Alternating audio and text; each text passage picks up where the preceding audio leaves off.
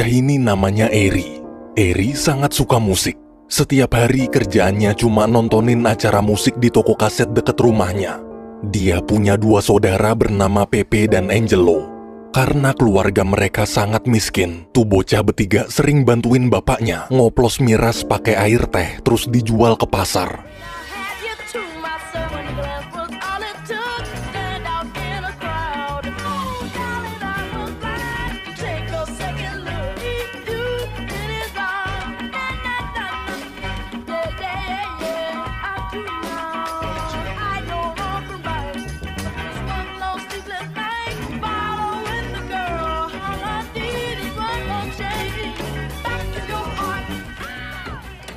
Selesai ngoplos, Eri bersama 2 saudaranya minta ikut sang ayah ke pasar.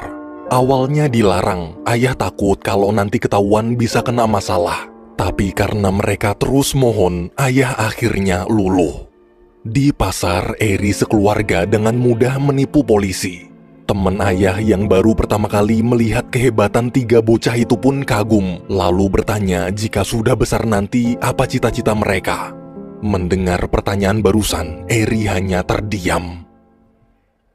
9 tahun kemudian, tepatnya pada tahun 1985, terlihat Eri sudah tumbuh dewasa. Malam itu, Eri sedang mencoba melamar jadi DJ di bar. Tapi karena penampilan Eri jelek dan nama panggungnya juga aneh, lamarannya ditolak. Keesokan paginya, Eri bekerja. Sekarang dia bekerja di toko kaset tempatnya nonton acara musik waktu kecil dulu. Eri ini jago mengkopi dan meracik banyak lagu dari beberapa kaset lalu dijadikan playlist dalam satu kaset. Ketika sedang membuatkan kaset pesanan orang, Eri teringat kejadian tadi malam. Ia lalu mengganti nama panggungnya dari DJ Eri jadi Mix by Eri. Saat pulang, Angelo memberitahu kalau di dekat rumah, katanya polisi akan menjalankan operasi penangkapan gembong narkoba. Waktu Eri mau pergi melihat, di jalan dia nggak sengaja nabrak 3 bocah songong. 3 bocah itu lalu membuli dan memukuli Eri habis-habisan hingga babak belur. Dari belakang, Angelo yang melihat saudaranya dipukulin pun kesal. Ia lalu mencari batu.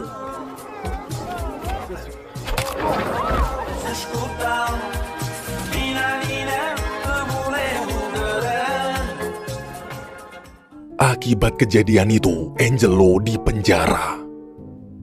Beberapa minggu kemudian, Pepe menikah. Polisi pun mengizinkan Angelo datang meski cuma sebentar. Saat bertemu Eri, Angelo cerita selama di penjara hidupnya terjamin karena dia bisa menyesuaikan diri dan berteman dengan penjahat-penjahat kelas kakap.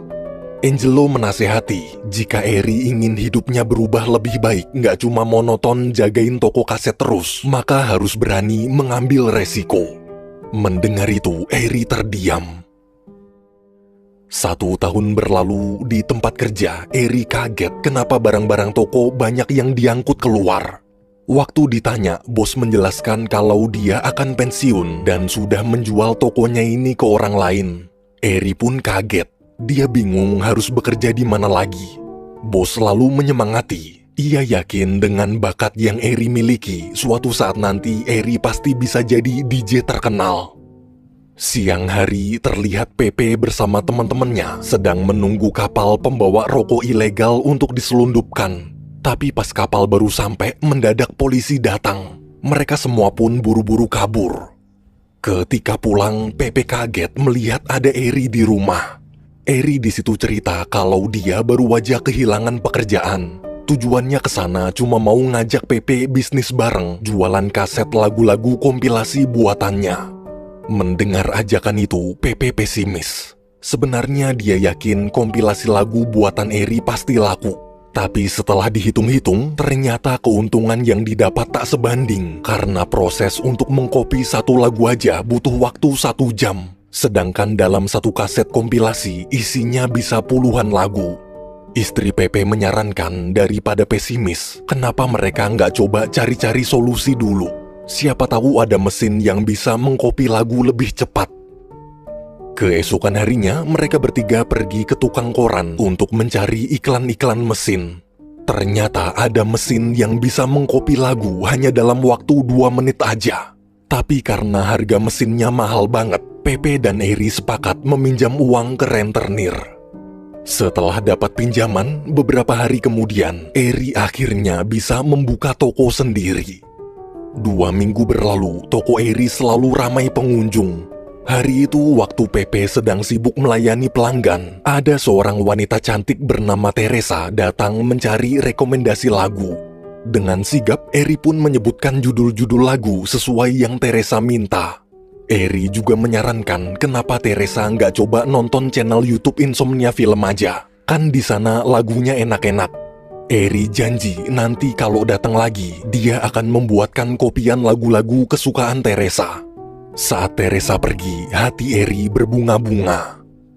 Malamnya, waktu Eri, Pepe, serta istri Pepe menghitung uang penghasilan selama 2 minggu, mereka kaget ternyata keuntungan yang terkumpul bisa langsung digunakan untuk melunasi semua hutang. Bahkan masih ada lebihnya sekitar 3 juta lira atau 24 juta rupiah.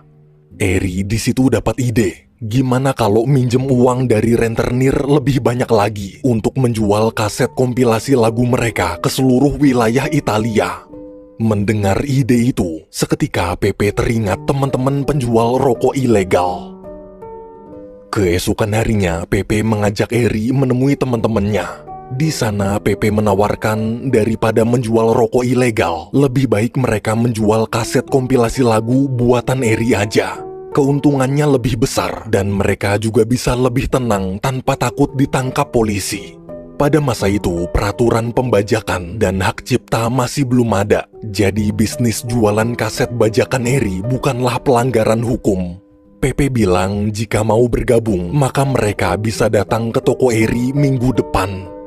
Setelah dapat pinjaman uang sebesar 200 juta lira atau 1,6 miliar rupiah, Eri dan Pepe mulai memproduksi kaset kompilasi lagu sebanyak mungkin di toko yang mereka namakan Toko Mix by Eri. Maju, utama main. You wanna take, and if you want more, when no one's ever gonna jump in. For my love, jump, jump, okay, my kisses in the air. You up, jump on in, jump, jump, oh my love. Minggu depannya, Pepe dan Eri bingung kenapa tak ada satupun teman penjual rokok yang datang ke toko. Tak lama kemudian ada seorang pria nyelonong masuk, terus nelpon pakai telepon toko lalu ngasih teleponnya ke Eri. Ternyata yang nelpon adalah bos rokok ilegal. Dia tak terima Eri ingin mengambil para penjual rokoknya. Bos mengancam bila masih berani macam-macam lagi, maka dia akan menyuruh anak buahnya membakar toko Eri. Eri pun ketakutan. Besoknya semua berkumpul bersama di rumah orang tua untuk menyambut kebebasan Angelo. Di meja makan saat ibu dan istri Pepe ke dapur, Pepe curhat soal masalah kemarin. Mendengar curhatan anaknya, sang ayah menyarankan kenapa mereka berdua nggak ngajak Angelo gabung aja. Ayah yakin semenjak di penjara, mental keberanian Angelo sudah terbentuk dan dia bisa membantu melawan si bos rokok. Setelah bergabung, malam itu juga Angelo langsung mengajak kedua saudaranya pergi ke pabrik petasan untuk membuat bom.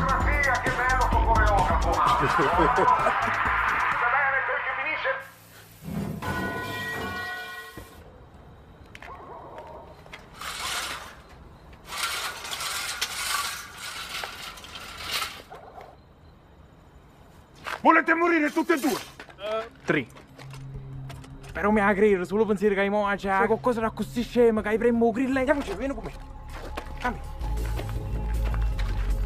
Che i fratelli Frattasio, effettivamente a volte è pure vero, però hai 24 ore per lasciare Napoli, no? Che i fratelli Frattasio.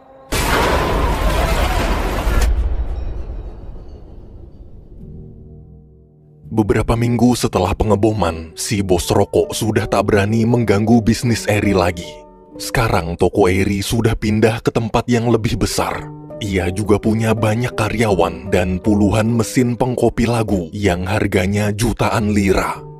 Berbulan-bulan berlalu, bisnis Mix by Eri semakin sukses. Hingga akhirnya mereka bertiga bisa membeli mobil Lamborghini keluaran terbaru. Suatu malam, Angelo mengajak Eri pergi ke bar langganannya. Di sana, Angelo bilang sekarang Eri bisa mewujudkan cita-citanya jadi DJ sekaligus mempromosikan kaset Mix by Eri. Waktu Eri naik ke panggung, ternyata semua orang sudah mengenalnya. Salah satu DJ terkenal bahkan sampai memuji lagu-lagu kompilasi ciptaan Eri yang keren. Pas lagi asik nge-DJ, Eri kaget melihat Teresa juga ada di sana sedang menonton pertunjukannya. Selesai acara, Eri mengajak Teresa ngobrol. Ia basa-basi nanyain kenapa Teresa nggak pernah datang ke tokonya lagi. Dengan muka bete, Teresa jawab gimana dia mau datang kalau tokonya aja udah pindah. Mendengar itu, Eri bilang, iya juga ya. Teresa lalu menagih janji Eri dulu yang ingin membuatkan lagu kompilasi untuknya. Eri pun mengajak Teresa ke laboratorium tempat pencetakan kasetnya. Sesampainya di lab, dia menunjukkan beberapa rekomendasi lagu pilihan yang enak-enak. Di momen itu, mereka berdua mengobrol panjang lebar hingga terbawa suasana. Ketika Eri ingin mencium Teresa, mendadak Pepe dan Angelo datang lalu memberitahu barusan salah satu bos mafia menelpon minta ketemu mereka sekarang juga. 3 saudara itu pun bergegas pergi. Di rumah bos mafia, saat baru masuk, ada seorang fotografer memfoto mereka bertiga. Ketika bertemu bos mafia, tanpa basa-basi, si bos menjelaskan karena bisnis Eri berada di wilayah kekuasaannya, jadi Eri harus mengikuti peraturannya.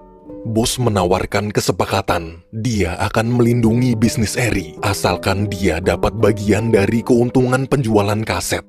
Mendengar tawaran barusan, Eri minta waktu untuk menjawab. Di perjalanan pulang, 3 saudara itu berdebat.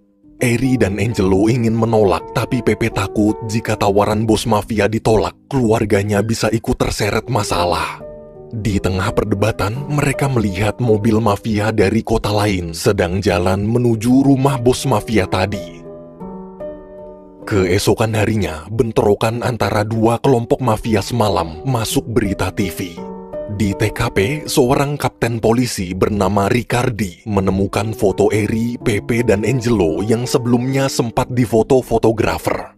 Riccardi pun mulai penasaran siapa sebenarnya mereka bertiga. 1 tahun berlalu, tepatnya pada tahun 1987, ketika Angelo sedang merayakan kemenangan tim sepak bola kotanya, mendadak dia dapat pesan dari Pepe. Pepe mengabarkan sekarang laboratorium sedang digerebek dan polisi menyita beberapa mesin pengkopi lagu mereka. Sorenya di toko, Eri serta 2 saudaranya rapat. Mereka kesal kenapa polisi mengganggu, padahal bisnis mereka tak melanggar hukum sama sekali. Tak ada undang-undang tentang pelarangan pembajakan. Besoknya, 3 saudara itu pergi ke notaris untuk membuat PT dan mendaftar pajak. Jadi polisi sudah tak punya alasan mengganggu lagi. Tapi agar lebih aman, mereka juga menyewa 3 apartemen untuk tempat penyimpanan mesin. Meski terpaksa harus main kucing-kucingan dengan polisi, yang terpenting bisnis tetap berjalan.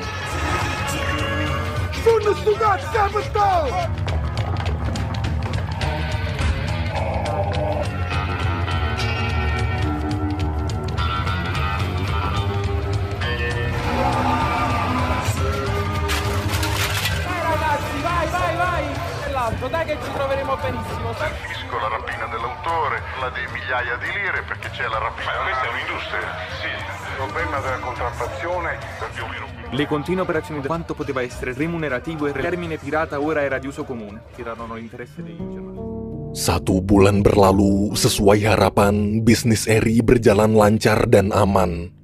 Suatu malam, waktu Riccardi sedang patroli, di pinggir jalan dia bertemu penjual kaset bajakan Mix by Eri. Pas diperiksa, Riccardi kaget gimana bisa ada kaset berisi lagu baru, padahal lagu itu belum resmi rilis. Besok paginya, Riccardi melapor ke atasan. Sindikat pembajakan ini harus segera ditangani, jika dibiarkan terus bisa semakin meluas.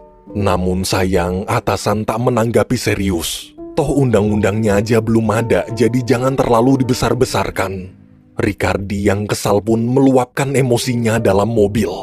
Meski tak dapat dukungan, tapi Ricardi tak mau diam. Ia lalu pergi ke toko Mix by Eri. Di sana Ricardi membentak dan menyuruh mengaku dari siapa serta bagaimana cara Eri bisa dapat akses lagu-lagu baru. Mendengar bentakan itu, Eri tak gentar sama sekali. Dia malah bilang Ricardi tak punya hak bertanya dan dia tak wajib menjawab. Ricardi pun semakin marah. Ia bersumpah suatu saat nanti dia pasti akan menyeret Eri ke penjara dengan tangannya sendiri. Sementara itu di kota Milan terlihat ada seorang CEO perusahaan kaset bernama Arturo sedang membaca laporan keuangan penjualan bulan ini. Arturo lalu menelpon staf keuangan dan bertanya apa staf itu salah tulis. Mana ada orang yang mau beli ratusan ribu kaset kosong sampai membayar 5 miliar lira.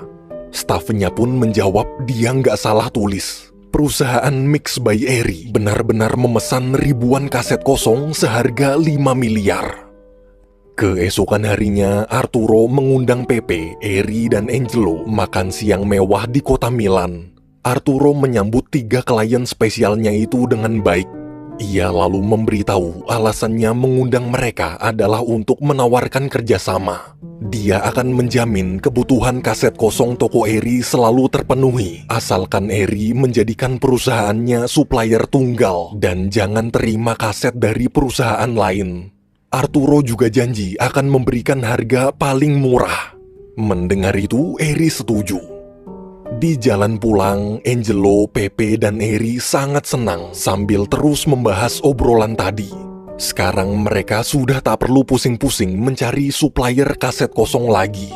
Tapi di tengah jalan, tiba-tiba Eri turun dari mobil kemudian berlari ke toko musik seberang jalan. Angelo dan Pepe lalu bergegas menyusul. Di toko itu terlihat ada benda baru penyimpan lagu bernama CD. Mereka bertiga pun lemas. Malamnya, waktu sampai rumah, Eri curhat ke istrinya, yaitu Teresa. Kini Teresa dan Eri sudah menikah.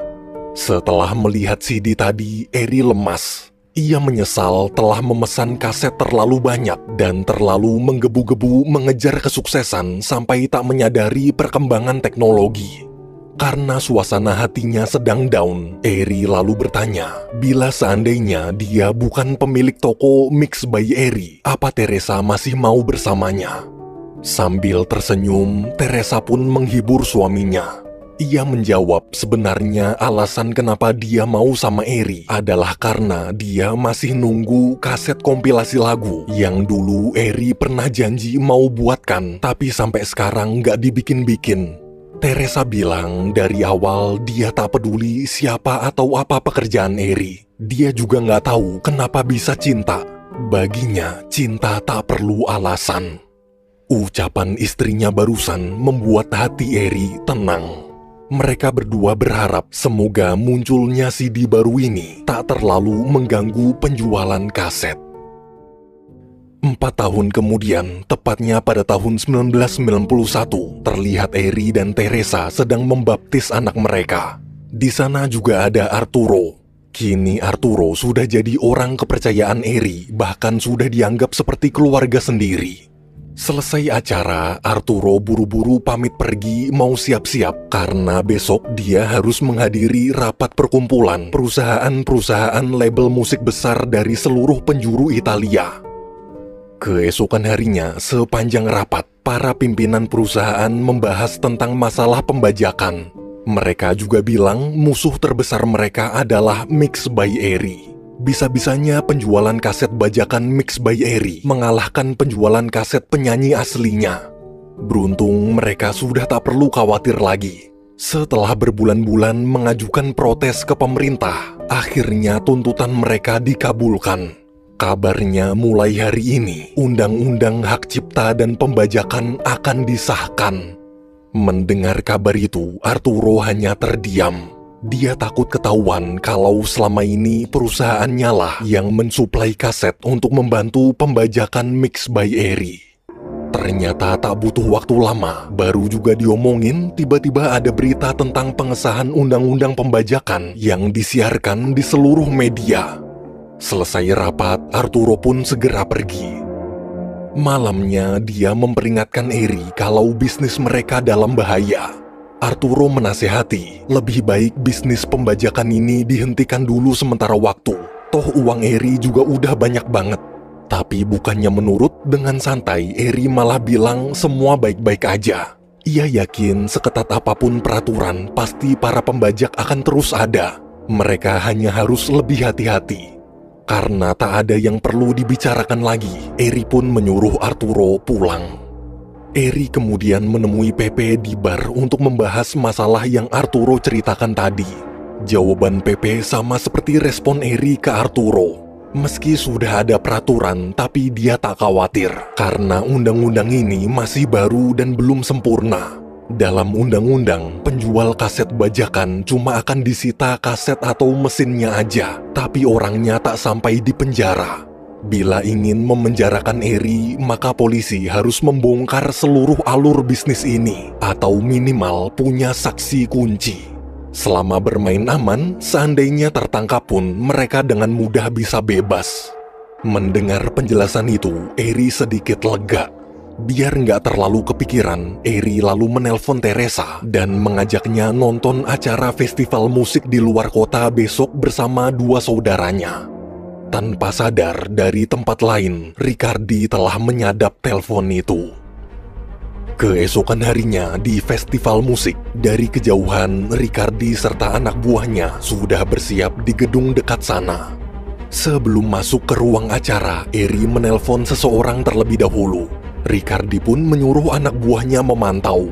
Dia yakin Eri pasti sedang transaksi jual beli lagu baru untuk dibajak. Jika berhasil tertangkap basah, maka kepolisian akan punya bukti kuat untuk memenjarakan Eri. Tapi ternyata Eri cuma sedang menelpon ibunya. Ricardi di situ lemas. Lagi-lagi usahanya gagal. Selesai menelpon, Eri kaget kenapa ada Arturo. Tak seperti biasanya, Arturo di situ tak menyapanya sama sekali. Dia hanya diam menatap dengan tatapan aneh. Seketika, Eri menyadari sesuatu. Waktu melihat sekeliling gedung, ada banyak sekali orang mencurigakan menatapnya. Eri pun putus asa. Ia akhirnya sadar mungkin kata-kata Arturo kemarin benar. Secerdas dan sekeras apapun dia mengelabui polisi, cepat atau lambat dia pasti akan tetap kalah. Eri lalu menemui Teresa. Saat acara dimulai, tanpa mengucapkan sepatah kata pun, Eri mencium Teresa, seakan itu adalah ciuman perpisahan. Keesokan siangnya, waktu Ricardi sedang melihat-lihat kaset dan CD lagu bajakan mix by Eri, tiba-tiba anak buahnya memberitahu kalau ada pria bernama Arturo sudah menunggu di ruangan Ricardi. Arturo bersedia menjadi saksi kunci untuk membongkar seluruh alur bisnis mix by Eri, asalkan perusahaannya yang selama ini membantu mensuplai kaset bajakan diberi kekebalan dan bebas dari segala tuntutan hukum. Di sisi lain, terlihat Pepe, Eri, serta Angelo sedang berdiskusi dengan ayah tentang penghasilan mereka selama 2 minggu yang sudah terkumpul sebanyak 2 miliar lira. Pepe lalu bertanya, apakah ayah bangga dengan kesuksesan anak-anaknya sekarang? Bukannya menjawab, sang ayah malah meminta ketiga putranya membantu mengoplos miras palsu. Di momen itu, mereka semua terlihat bahagia sambil mengenang masa lalu. Sehebat dan sedewasa apapun anak-anaknya, di mata ayah, mereka tetaplah bocil.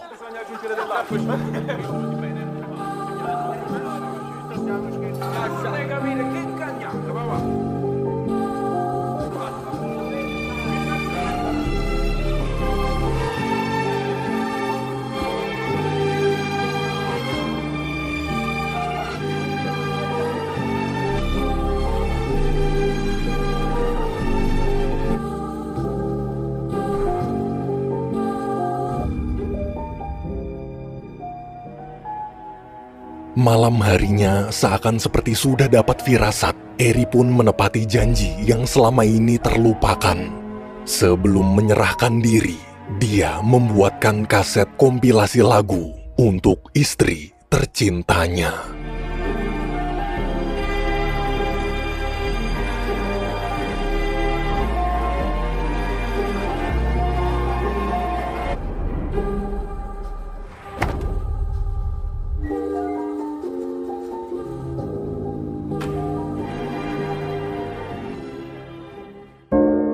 Ketika baru masuk penjara, Pepe, Eri, dan Angelo disambut meriah oleh seluruh tahanan. Ternyata fans penikmat lagu-lagu kompilasi ciptaan mereka tersebar hingga ke penjara. Beberapa minggu kemudian, tibalah di hari persidangan. Sebelum masuk ruang sidang, pengacara meminta Eri jangan mengaku salah dan jangan beritahu apa-apa. Pokoknya beres. Karena undang-undang ini masih belum sempurna, mereka pasti bisa bebas dan bisa terus melanjutkan bisnis pembajakan lagi. Mendengar kalimat si pengacara, Eri hanya terdiam dilema. Satu sisi dia memang ingin bebas, namun di sisi lain dia juga ingin hidup tenang. Dia sudah sangat lelah dengan bisnis pembajakan yang harus selalu kucing-kucingan dari polisi. Tak lama kemudian persidangan dimulai. Di sana Teresa juga hadir di bangku belakang. Hakim lalu membacakan banyak sekali tuntutan berlapis-lapis. Selesai dibaca, hakim bertanya apakah Eri mengaku salah. Saat menatap wajah istrinya, hati Eri terasa tenang. Eri pun menjawab, dia hanya ingin menjadi DJ.